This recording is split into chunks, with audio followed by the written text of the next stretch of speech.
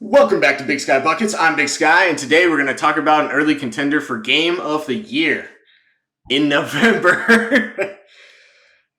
If you're probably noticing the new setup, it's Thanksgiving week. I'm back at my parents', and this is probably the best place that I'm going to be able to record. If the echo, which it sounds like there might be, is too much or interferes too much with the content overall, I will try and find some other place to record this. But for now, this is what we got. We're going to try and make this work. If you're new to the channel, please consider subscribing. I would appreciate all the support as I get this thing up and going. Give it a like, give it a comment. Let me know what your thoughts are down below. If you're an audio-only listener, give it a rate, give it a listen, and let's get into it. This game hit the over way before the fourth quarter was even done. The over-under for this game was about 280 points. Guys, this game had a combined 309 points scored.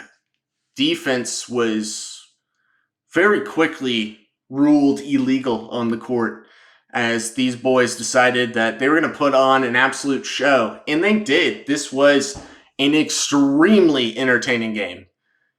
The Hawks and Pacers are two high-powered offenses. I think after tonight, which is crazy that just one game would make the difference, the Pacers came in as the number one offense.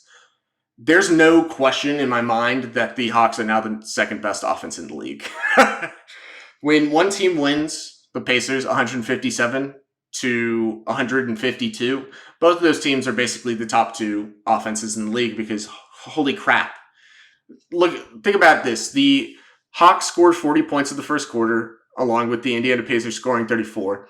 Then the Hawks scored 46 in the second, with the Pacers scoring 39. Then the Pacers, led by Tyrese, we'll get to Tyrese Haliburton in a little bit, but 46 in the third for the Pacers, 28 in the third for the Hawks, and then 38 each in the fourth quarter. Defense, non-existent. Can't see it. Can't smell it, can't feel it. This was just go out there and put the ball in the basket kind of game. I know that sounds redundant, like that's not the goal of basketball. This was on a different level. This was just, if you have any talent in putting the ball in the basket, you're about to showcase it in just the most absurd way. Think about this. Early in the game, in the second quarter, that 46 run by the Hawks, like the 46 points in the second quarter by the Hawks, Bogdanovich basically had like 18, 20 points just like alone in that second quarter. Like he had 22 points before the half. So it's like, okay, this is going to be ridiculous. But the two standouts really are the guard battle between Tyrese Haliburton and TRAE Young. Tyrese finished the game with 37 points, 16 assists, on 11 of 18 shooting from the field, 9 of 15 from the three, which almost all of those threes came in the third quarter because goddamn. And the Hawks, TRAE Young had 38 points, 8 rebounds on 13 of 17 shooting, 5 of 8 from three. I don't really know what to say. This was about as high octane offense as you will see. This is supposed to be a score you see from a second overtime or a third overtime game. But no, this all happened in 48 minutes, which is absolutely shocking. This game was super fun. Both teams need to get better at defense. The Indiana Pacers made an impression on me after this game, for sure. I will say, despite like what you think of either of these teams, you're asking for a lot of a team that relies so heavily on offense and just lacks any sort of defense at all. These two teams right here have to get better at defense for it to translate to the playoffs, because unless the first matchup the Pacers or the Hawks could squeak by to the second round, but eventually they're going to run into a team where this style of play is not going to be translated well into the playoffs. You're not going to win a championship not guarding a soul and just basically banking on shooting like over 40, even 50% from three, because that's what these boys did. I mean, the Hawks shot 48.4% from three and the Pacers shot 48.9% from three. That is so stupidly absurd. That is so insane. Buddy Hield, fourth quarter, didn't miss a three. He didn't miss a three at all in this game, but he really came alive in the fourth quarter.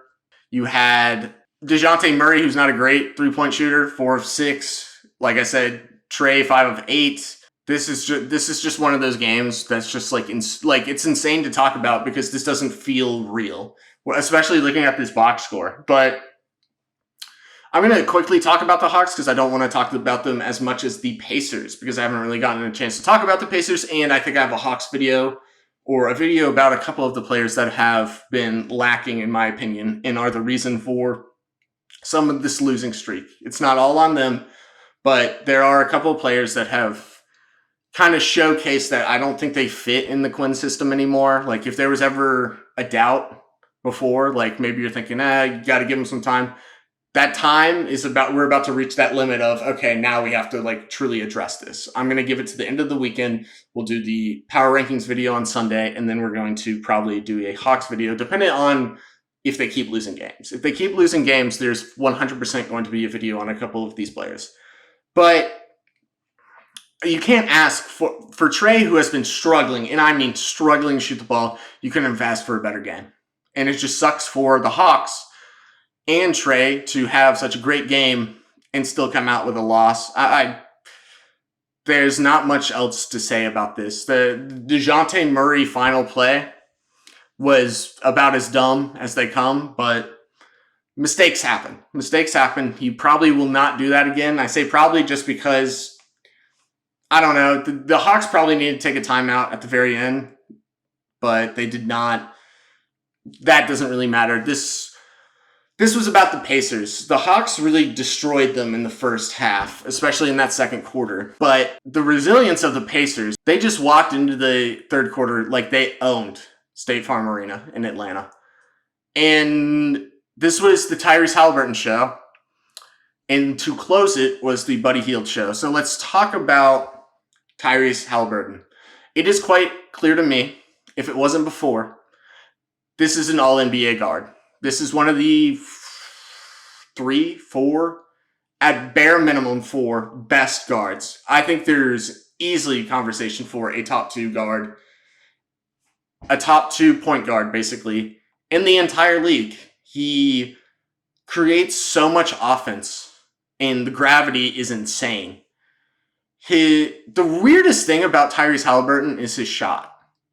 Like, he plays with a level of freedom, which is super cool to see, but his shot mechanic is the weirdest three-point shot I've ever seen, like, that I've seen in a while. And we've seen a lot of weird ones, but what makes this weirder is the way it works.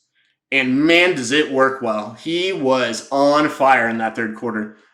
It's just kind of insane that it got to a point where it very much looked like he was just trying new things out in a game that they were trying to come back in that third quarter. And I think about halfway through the third quarter, it was like, okay, they're making a lot of progress. They're probably going to come back.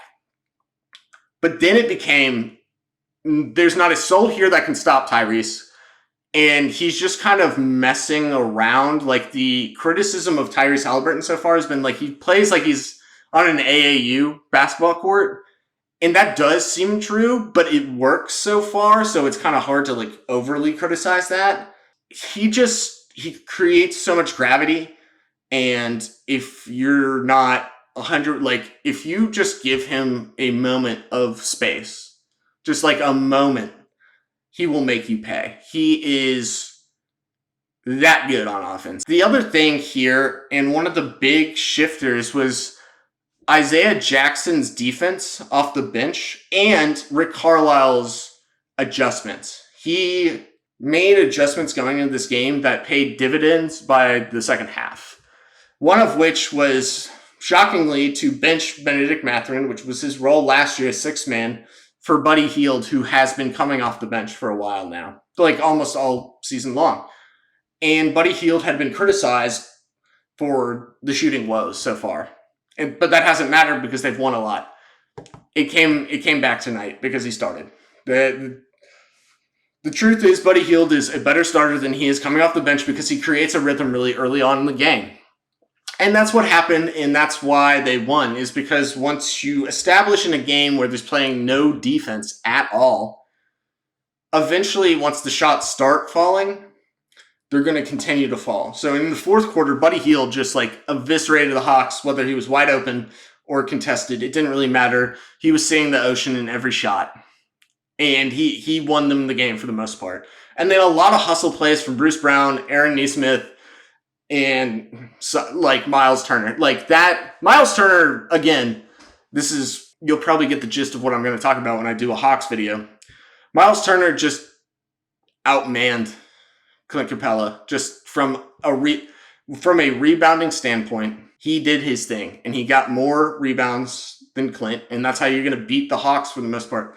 The Hawks use Clint as not really a rim protector because that's not really his role anymore, but he needs to be the primary rebounder. Otherwise, he serves no purpose there other than screening, which he had multiple moving screens in this game, which cost the Hawks a lot in terms of losing. The Pacers, the way I put it, the Pacers are the good vibes team in the East to me. They don't ever seem concerned ever, really, other than maybe that one Pacers-Orlando Magic game. The Pacers just play super free. They are just this... They established the pace early on, so it worked to their advantage. The faster you go, the better the Pacers will be. And unless you can slow that down, it's going to be hard to beat this team. The other thing is just what I said before. I still have concerns about you're shooting almost 50% from three. How is that possibly going to be sustainable for a full year? That's just not how three-pointers work. And I'm not going to get into how they work. It's just the fact that this is a level of three-point shot making. This is truly excellent. This is the craziest three-point shooting I've ever seen in my life. What else is there to say? Tyrese and Buddy Hield, they won this game for them. It's also something to say that Benedict, Obi Toppin, Buddy Hield, Tyrese, Miles Turner, Aaron Nesmith, and Bruce Brown, 7 players in double figures for points. One of which had 37, 2 of which had 20. One almost had another 20 points. This is going to be hard to lose. Like that. Look, this year feels like, all right, last year was Tyrese Haliburton was an all-star. This year is this is the leap you want of this team has the potential to go far.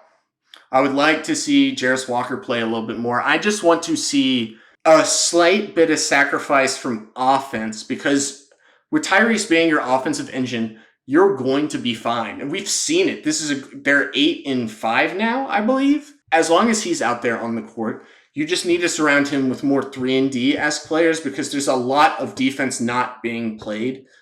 And if this team wants to really be a threat in the East to me, there just needs to be some more effort on defense. If you can be league average, as we saw last year with the Nuggets, this is an offensive engine that works the way it's going right now. It's early on, but this is something to monitor is if this is a number one offense for the full year, this is sustainable because you sustained it for 82 games.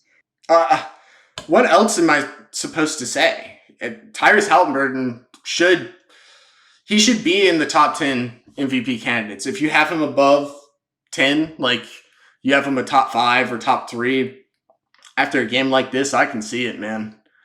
And they've beat some really good teams now, and the 76ers, they also made it. They're going to the knockout round for the in-season tournament. They're the first ones to actually make it. So congratulations to them. Man, this is a frightening team. If you don't take this team seriously, they will eviscerate you. And that's kind of their motto is just go out there and slaughter them offensively. Make it so that you're unguardable. Eventually it gets to a point in the game where you're hitting so many shots, it's impossible for a team to come back and catch up with you. They create a pace that is so fast that it makes other teams feel pressured to hit shots quicker to try and catch back up instead of try and slow the pace down, because if they slow the pace down, like by burning more clock, they're actually less likely to get more shots up to get back in the game. The key to beating this is so stupid. The key to beating this team is to have more points than them or slow them down. If you try and slow them down after they're ahead of you, you will lose because Tyrese Haliburton will beat you. The other thing here is that the only criticism here for Tyrese Haliburton is he didn't actually score any of his points in the fourth quarter. And that's because he was getting trapped. And a lot of people were getting, like, the comparisons between TRAE and Tyrese, they've gotten a little out of control.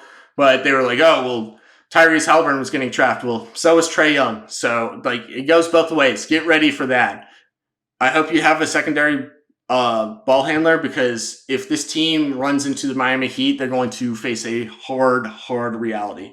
The Miami Heat are definitely a team that I think are going to give the Pacers problems, but I don't think they've played yet, so that will be a fun game to see. I mean, probably not in the regular season, but final thing here is just Tyrese Haliburton looks quite literally like, with his weird shot and the fact that he generates so many offensive points for the rest of his team, the cutting, like the offense on this team is immaculate.